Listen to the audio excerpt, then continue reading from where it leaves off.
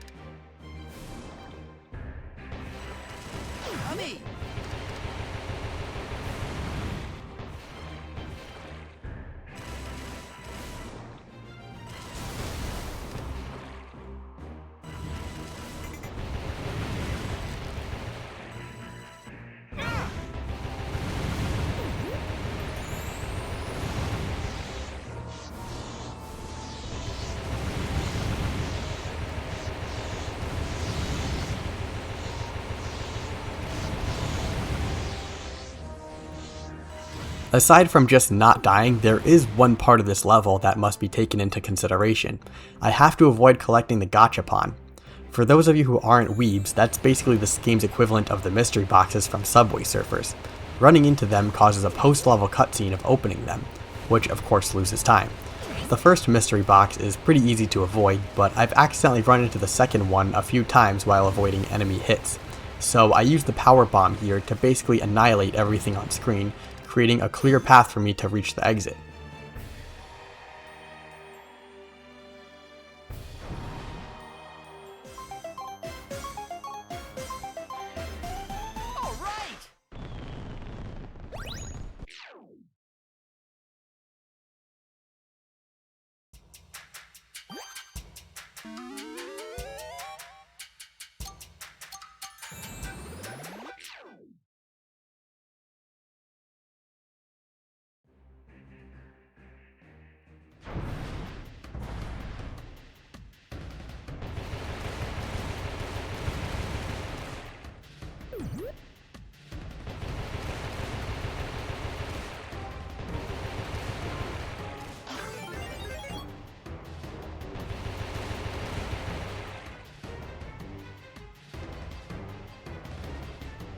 The auto-scroller slog continues as the game gives us a small section to spam 1-ups before the upcoming boss battle.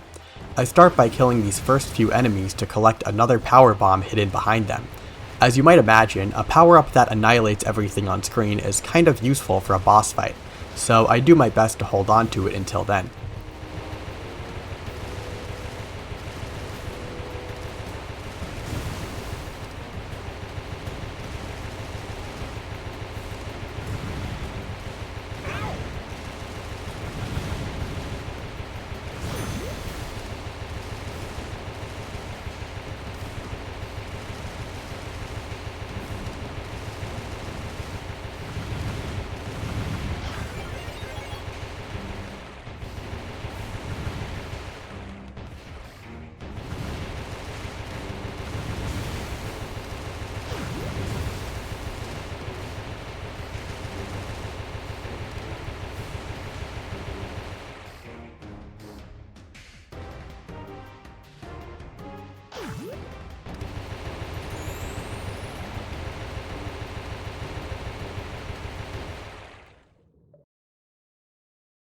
And so begins the boss fight against the Mega Whale, or just the Meg as I like to call it. I make quick work of this first phase of a phase by using the power bomb from earlier.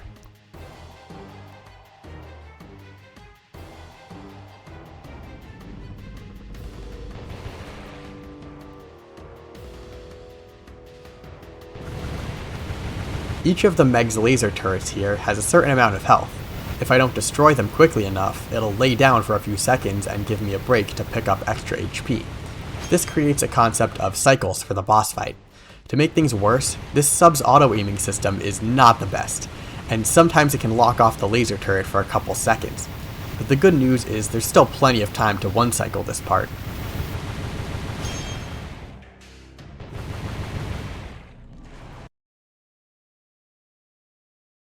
This is the hardest part of the fight right here. It kicked my ass when I was playing it casually. There's just so much to keep track of. The mines, the torpedoes, not getting slapped by the tail, and making sure you're actually doing damage. In fact, the stupid auto-aim screwed me over for like 5 seconds straight here. The concept of cycles applies here too, and somehow I was able to do enough damage in time to keep the fight going.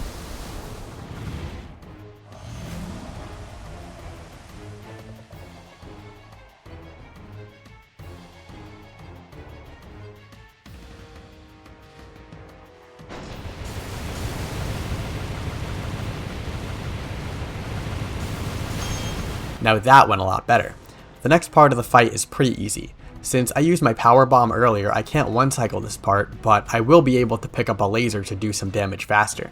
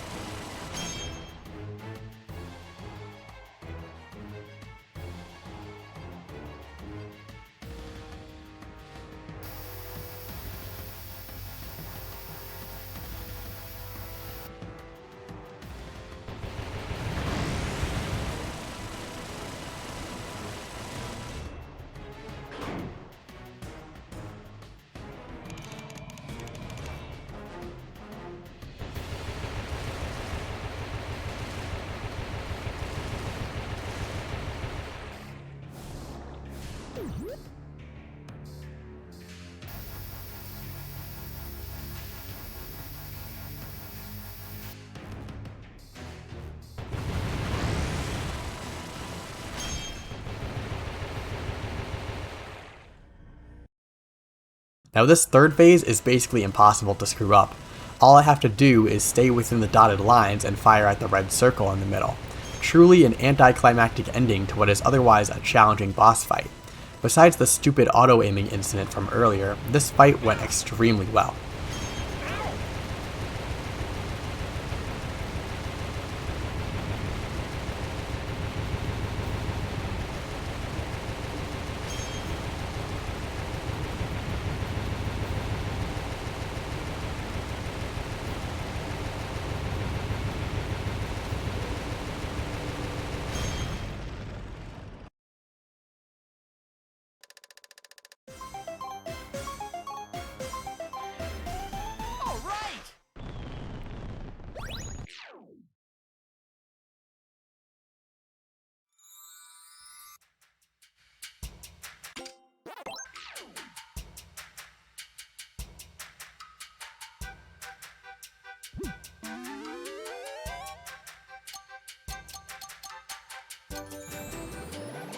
Congratulations for making it this far into the video. It should be worth it because this is one of the most fun levels of the game. It's a skating and rail grinding level that's entirely based on momentum. Plus, sprint jumping is faster here, so it's basically like I'm speedrunning Minecraft. There's one major trick to be used throughout this level, which is that butt bouncing on the edge of a rail gives you a massive boost forwards. I don't know why this happens, and I'm not sure anyone else does either, but these boosts are just tricky enough to make the level interesting and rewarding. There are a couple of micro boosts in this level that I either fail or don't go for, but everything that matters goes well here.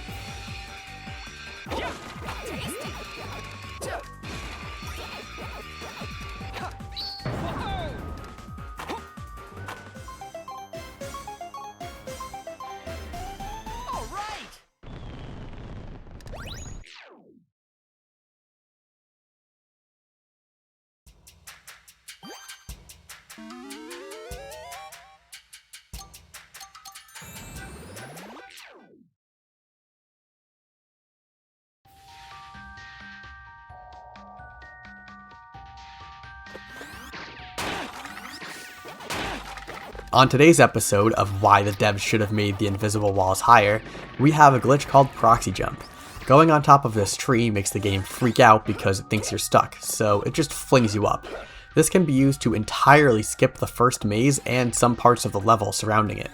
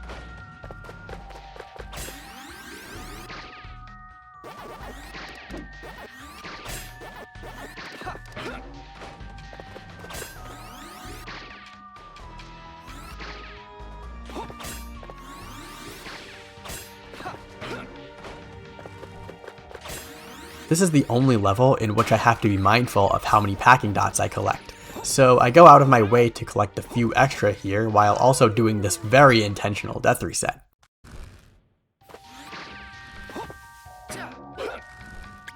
If you couldn't tell already, these skeletons with the swords are quite annoying.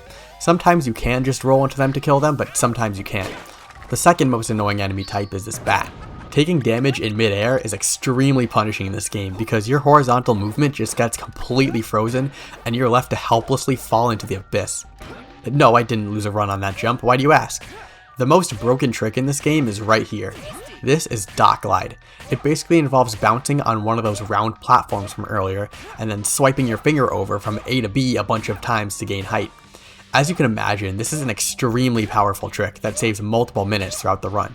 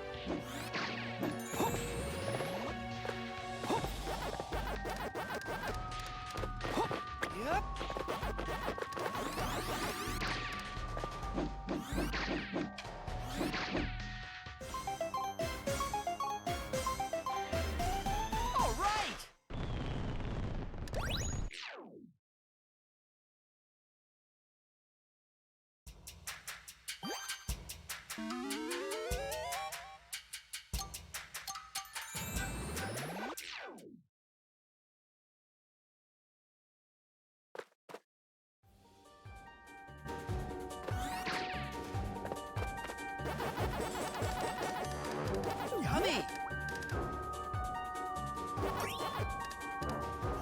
Here we go!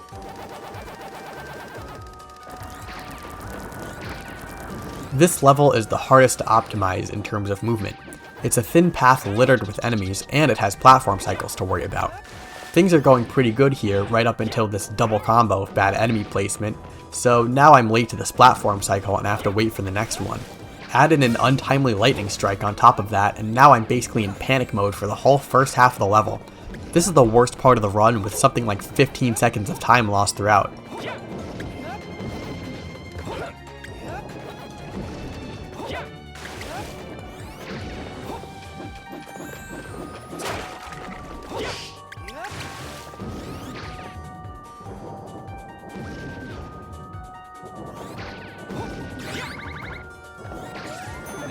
Pac-Man!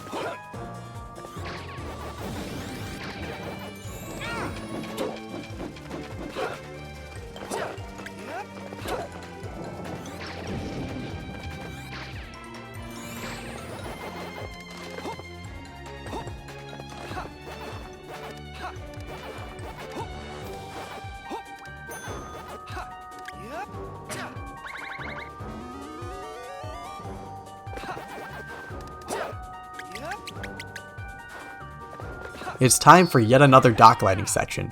I have a ton of packing dots here, so this is going to be taking me straight to the end of the level.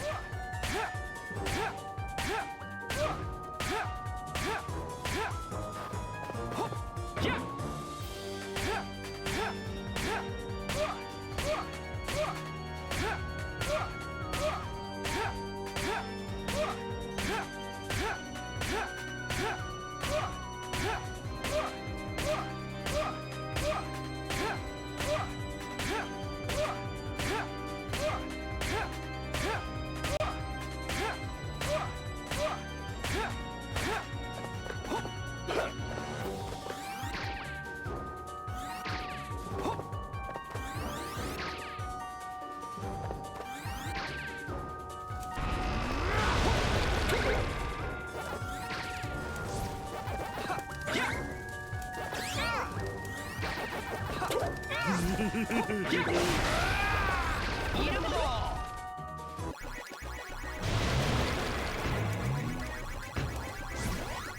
If I'm lucky, I can kill all 4 ghosts with 1 power pellet cycle here. This time I was so close but so far. This level was mediocre in this run, but it was adequate to keep the run going into the final boss fight.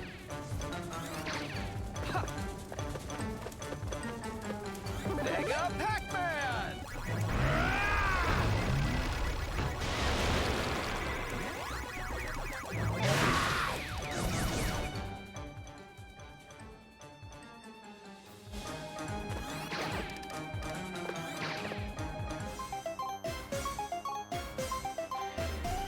All right.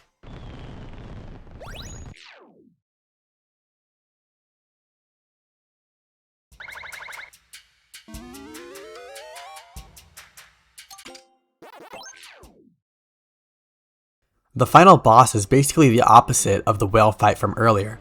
I can hit this guy spooky at any time as long as I can chase him down quick enough. I start off with a well-practiced triple hit combo. Then I try to hit him again here, but he pulls out his force field for no reason. Luckily, this always makes him go to whatever side of the stage you're not standing on, so with precise enough positioning, I can juggle him around for a clean phase 1. The second phase is pretty similar. I start with a well-practiced double hit, then the force field comes out. Other runners say this is because I was too close to him, but I swear this is just random. So it's basically all improv from here, which is particularly nerve-wracking because it's the last major obstacle of the run. Fortunately, I get a couple good hits here for a relieving end to phase 2. And I'm not gonna lie, the run's basically just done at this point. This third phase is sort of an auto-scroller, with the only difference being in what attacks he does, and that's up to pure RNG. With full HP, there's no need to worry about dying at all. I suppose now is a good time to give you guys a brief review of this game. Evidently, it was good enough for me to not only play the whole base game casually, but to play the post-game levels as well. Given that this game is a remake of a 6th generation console game, I was expecting it to be a little rushed and janky in nature like what happened with BFBB Rehydrated. But I'm happy to report that that's not the case here. The gameplay was polished and smooth throughout my entire playthrough. Pac-Man's moveset in this game is just complex enough to give you a lot of options without it being too overwhelming. None of it was repetitive or boring, even the auto-scrollers from earlier are imploding with action. Many of the later levels were surprisingly challenging too, with some of the boss fights taking me dozens of tries. The storyline and the writing are about what you'd expect for a 3D platformer, but if you're judging it for that, you might as well be going to a restaurant for atmosphere. I will say that the game is a bit short, but it's very reasonably priced for its length. Plus, you can always come back later to go for 100%. Keep in mind that this review is brought to you by a speedrunner who sucks at playing games casually and has not played the original Pac-Man World 2 before playing this game. With that being said, I'd recommend it to pretty much anyone who likes 3D platformers. This was also a pretty easy run to pick up, so if you're a speedrunner looking for a new speed game, this is a good option. In other words, my friend cooked with the recommendation. Somehow that ramble wasn't good enough to cover the whole rest of the run, so I will see you then.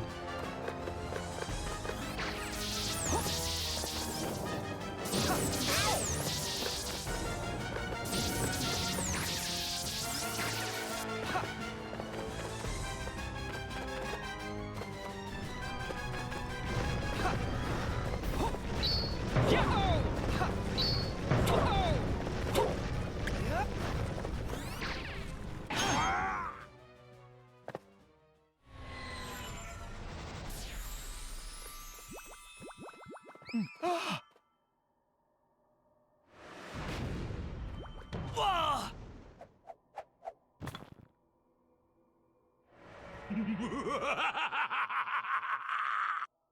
came close, but no cigar, Pac-Man! I have the last laugh!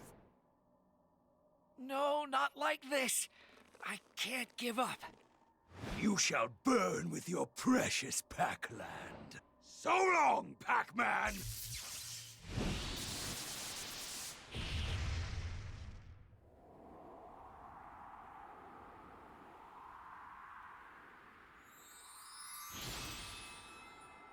Golden fruit, it's now or never. Please, lend me your strength.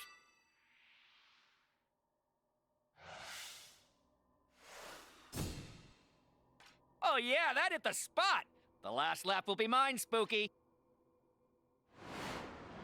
That despicable form! I'll bury you in the golden fruit for good!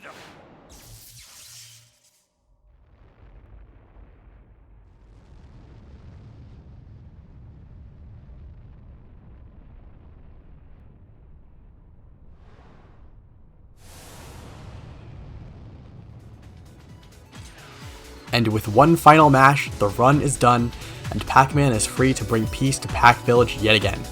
It's a personal best by almost a minute, and it currently sits at 6th place on the leaderboards. I don't feel like going for top 5 this time. Thanks for watching, and as always, stay speedy. Peace.